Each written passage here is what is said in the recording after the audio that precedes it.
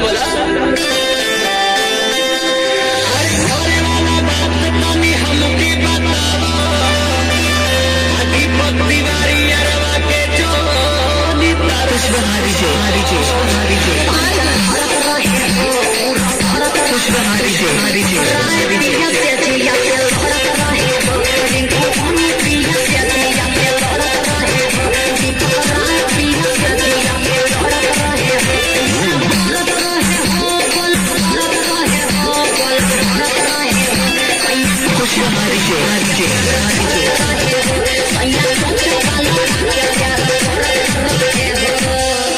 Temperature बढ़ले नहीं हो।